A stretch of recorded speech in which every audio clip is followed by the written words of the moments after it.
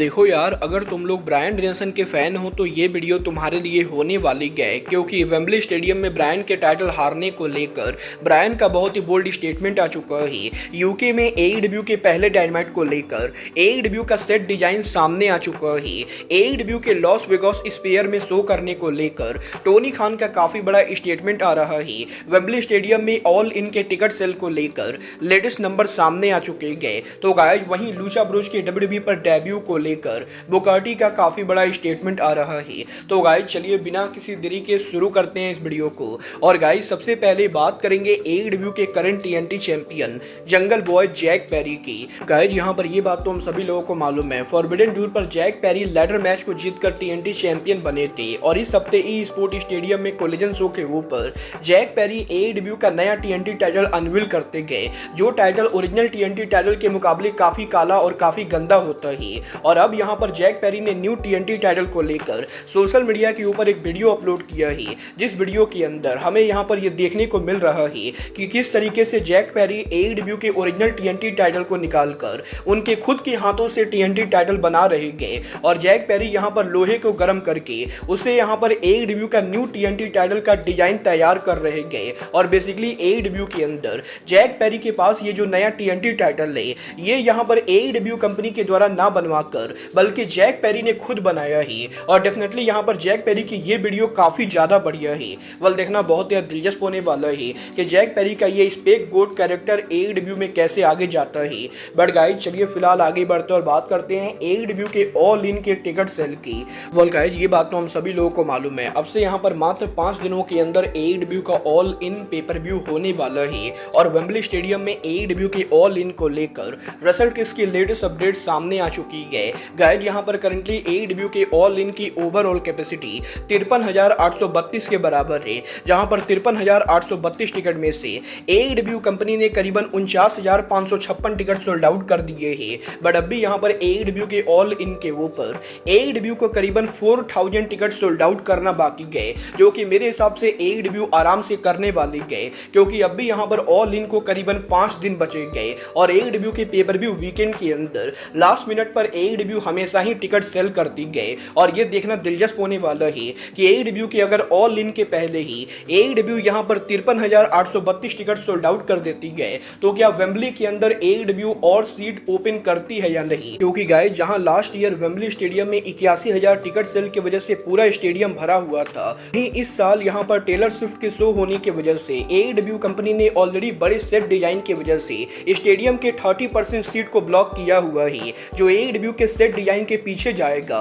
But इसके अलावा AEW company अब भी यहां पर ऑल इन पेपर व्यू के ऊपर लेफ्ट साइड के ऊपर काफी सारी सीटों को ब्लॉक करके रखी हुई है। और लास्ट ईयर के मुकाबले इस साल एईडब्ल्यू के ऊपर ऑल इन पर आपको यहां पर हार्ड कैम की काफी सारी सीटें खाली दिखाई देंगी। और अगर यहां पर ऑल इन के पहले एईडब्ल्यू के करंट टिकट सोल्ड आउट हो जाते गए, तो गाइस, मैं डेफिनेटली चाहूंगा कि एईडब्ल्यू हार्ड कैम के सीट को ओपन करे, ताकि वेम्बली स्टेडियम में एक साइड की सीट खाली ना लगे। अब ये तो आने वाला टाइम बताएगा कि एईडब्ल्यू के करंटली 49,000 टिकट सोल्ड आउट करने के बाद एईडब्ल्यू के ये 4,000 टिकट कब तक सोल्ड आउट होते गए। और गाइस, इन टिकट सेल के अलावा एईडब्ल्यू कंपनी ने जो सूट सोल्ड आउट किए हैं, उन सभी को मिलाकर वेम्बली स्टेडियम की फाइनल अटेंडेंस कितनी होती गए। बट गाइस, चलिए फिलहाल आगे बढ़ते और बात करते हैं एईडब्ल्यू के ऑल इन के go home edition dynamite show की। गाइस, यहाँ पर ये बात तो हम सभी लोगों को मालूम है, इस हफ्ते एईडब्ल्यू का डायनामाइट वेम्बली स्टेडियम का गो होम एडिशन डायनामाइट होगा। और ये यहाँ पर एईडब्ल्यू का यूके में पहला डायनामाइट होने वाला है। और यूके में एईडब्ल्यू के पहले डायनामाइट को लेकर अब यहाँ पर फाइनली मेरे पास सेट डिजाइन सामने आ चुकी है। गाइस, यहाँ पर करंटली स्क्रीन के ऊपर आप जो पिक्चर देख रहे हो, ये पिक्चर एईडब्ल्यू के यूके में होने वाले डायनामाइट के इनसाइड अरीना की है। और करंटली यहाँ पर इस अरीना के अंदर एईडब्ल्यू इस हफ्ते के डायनामाइट के सेट डिजाइन को बिल्ड कर रही है। और वैसे तो फिलहाल सेट डिजाइन को देखकर यही लग रहा है कि एईडब्ल्यू कंपनी उनका नॉर्मल सेट डिजाइन ही रखने वाली है। बट गाइस, देखना दिलचस्प होने वाला है कि क्या एईडब्ल्यू कंपनी इस हफ्ते डायनामाइट शो के ऊपर एलईडी रैंप वगैरह लगाती है या नहीं। और ये सेट डिजाइन पूरा होने के बाद एईडब्ल्यू के नॉर्मल सेट डिजाइन की तरह ही दिखता है, या इसके अंदर एईडब्ल्यू कुछ चेंजेस करती गए। बट गाइस, चलिए फिलहाल आगे बढ़ते और बात करते हैं एईडब्ल्यू के लॉस वेगास स्फीयर में शो रन करने की। गाइस, यहाँ पर ये बात तो मैं आपको ऑलरेडी बता चुका हूँ, लॉस वेगास स्फीयर दुनिया का one of the most unique arena है। और ये यहाँ पर दुनिया का वो पहला अरीना है जिस पूरे अरीना के आउटसाइड के ऊपर एलईडी स्क्रीन लगा हुआ है और इसीलिए ये अरीना एक बहुत ही अलग तरीके का फील देता है। और जहां इस अरीना की कैपेसिटी करीबन 18,500 के बराबर है, वहीं इस अरीना में शो को रन करने के लिए नॉर्मल अरीनाज के मुकाबले 10 गुना ज्यादा पैसे देने पड़ते गए। और यही वो बड़ा रीजन है जिसकी वजह से आज तक किसी भी रेसलिंग कंपनी ने इस अरीना के अंदर उनके शो को करने की कोशिश नहीं की गई, क्योंकि इस अरीना को बुक करने के बहुत ही ज्यादा पैसे लगते गए। बट गाइस, लास्ट वीक यहाँ पर फाइटफुल की तरफ से रिपोर्ट आई थी कि कोई रेसलिंग कंपनी यहाँ पर लॉस वेगास स्फीयर के अंदर शो करने का प्लान कर रही है और किसी रेसलिंग कंपनी के द्वारा रिसेंटली यहाँ पर लॉस वेगास के स्फीयर को कॉन्टेक्ट किया गया। और जब यहाँ पर फाइटफुल की रिपोर्ट सामने आई तो लोगों ने अज्यूम किया कि WWE पॉसिबली अरीना के साथ बात कर रही होगी, क्योंकि WWE ही इतने महंगे अरीना को अफोर्ड कर सकती है। बट अब यहाँ पर AEW के प्रेसिडेंट टोनी खान के लेटेस्ट इंटरव्यू के ऊपर टोनी खान ने यह कंफर्म किया है कि टोनी खान वो इंसान थे जो लॉस वेगास स्फीयर के साथ नेगोशिएट कर रहे थे। और टोनी खान का ये कहना है कि वो रिसेंटली यहाँ पर लॉस वेगास एरिया के अंदर थे और उन्हें यहाँ पर हमेशा से ही लॉस वेगास का स्फीयर अरीना काफी ज्यादा पसंद था। और इसीलिए रिसेंटली यहाँ पर AEW की टीम की तरफ से लॉस वेगास के स्फीयर के मैनेजमेंट को कॉन्टेक्ट किया गया और अभी तक यहाँ पर AEW और लॉस वेगास स्फीयर के बीच में किसी तरह की कोई भी डील फाइनलाइज नहीं हुई गए। और टोनी खान का ये कहना है कि अभी AEW इस चीज को लेकर क्लियर नहीं गए कि AEW लॉस वेगास स्फीयर में शो रन करेगी या नहीं। But Tony Khan definitely future के अंदर लॉस वेगास स्फीयर के अंदर शो रन करना चाहेंगे। और मुझे यहाँ पर नहीं लगता है कि टोनी खान को गलती से भी इतने महंगे अरीना के अंदर AEW के शो को होल्ड करना चाहिए। बट गाइस, चलिए फिलहाल आगे बढ़ते हैं और बात करते हैं लूचा ब्रोज के WWE पर मूव करने की। गाइस, यहाँ पर ये बात हम सभी लोगों को मालूम है, करंटली यहाँ पर लूचा ब्रोज के WWE ज्वाइन करने को लेकर काफी तगड़ी रूमर चल रही है और लगभग यहाँ पर ये कंफर्म माना जा रहा है कि लूचा ब्रोज के AEW कॉन्ट्रैक्ट ओवर होते ही ये दोनों WWE के ऊपर मूव करेंगे।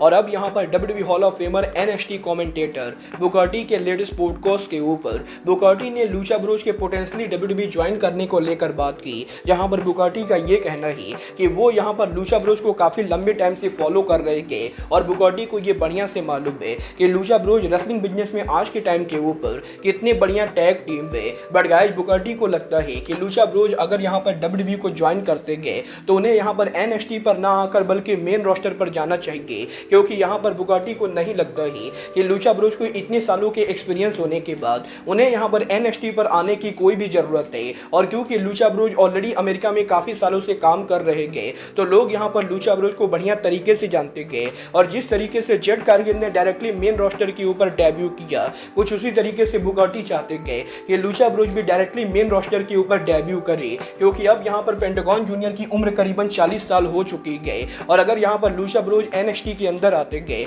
तो उन्हें यहाँ पर कुछ साल पहले NXT पर काम करना पड़ेगा, जिसकी वजह से पेंटागन की एज और भी ज्यादा होने वाली गए। और बुकाटी ये नहीं चाहते गए कि लूचा ब्रोज उनका प्राइम टाइम NXT के अंदर बिताए और वो यहाँ पर लूचा ब्रोज को मेन रोस्टर पर देखना चाहते गए। मतलब ये तो आने वाला टाइम बताएगा कि जब लूचा ब्रोज WWE को ज्वाइन करते गए तो वो NXT और मेन रोस्टर में से किस शो के ऊपर डेब्यू करते गए। बट गाइस, चलिए फिलहाल आगे बढ़ते हैं और बात करते हैं AEW के वर्ल्ड चैंपियनशिप के number 1 contender American Dragon Bryan Danielson की। गाइस, यहाँ पर ये बात तो हम सभी लोगों को मालूम है, 2021 में ब्रायन के AEW को ज्वाइन करने के बाद पिछले 3 सालों के अंदर ब्रायन ने AEW के अंदर कोई भी टाइटल नहीं जीता ही। और जहाँ BCC के बाकी सभी मेंबर कोई ना कोई चैंपियन बने गए, वहीं ब्रायन BCC के इकलौते ऐसे मेंबर है जिसने आज तक AEW में कोई भी टाइटल नहीं जीता ही। और यहीं इस हफ्ते वेम्बली स्टेडियम में अपकमिंग मेगा टाइटल मैच से पहले ब्रायन ने AEW में उनके ट्रैक रिकॉर्ड को लेकर बात की, जहां पर ब्रायन का ये कहना है कि ब्रायन ने जब से AEW को ज्वाइन किया है तब से ब्रायन ने टोटल AEW में 19 चैंपियनशिप मैचेस लड़े गए और 19 टाइटल मैचेस लड़ने के बाद भी ब्रायन यहां पर उन सभी मैचेस के अंदर हारे गए। और लगातार 19 चैंपियनशिप मैच हारने के बाद अब ब्रायन यहां पर उनके फुल टाइम करियर का आखिरी बड़ा टाइटल मैच लड़ने वाले गए। और अगर यहां पर ब्रायन वेम्बली में भी हार जाते गए तो ब्रायन यहां पर इस चीज से बिल्कुल भी दुखी नहीं होंगे, क्योंकि ब्रायन का ये कहना है कि वो यहां पर उनके करियर पर अब उस जगह पर आ चुके गए जहां पर उन्हें टाइटल की जीतने की कोई भी जरूरत नहीं गए। और अगर यहां पर ब्रायन ऑल इन पर स्वर्ण से हार भी जाते गए तब भी यहां पर ब्रायन पीसफुली उनका रिटायरमेंट लेंगे। और ब्रायन का ये कहना है कि वो लंबे टाइम से उनके रिटायरमेंट के बारे में सोच रहे थे और इसीलिए अब जबकि ब्रायन को रिटायर ही होना ही, तो गाइस इसीलिए अगर यहां पर ब्रायन टाइटल मैच हार भी जाते गए तो इससे यहां पर ब्रायन को कुछ ज्यादा फर्क नहीं पड़ेगा। अब ये तो आने वाला टाइम बताएगा जानेगा कि वेम्बली में ब्रायन और सौरभ में चैंपियन के तौर पर स्टेडियम को कौन लीव करता है। बट गाइज अब आज के इस वीडियो में बस इतना ही। मैं मिलता हूँ आपसे अपने अगले वीडियो में। बट गाइज तब तक के लिए good bye, good night and bang.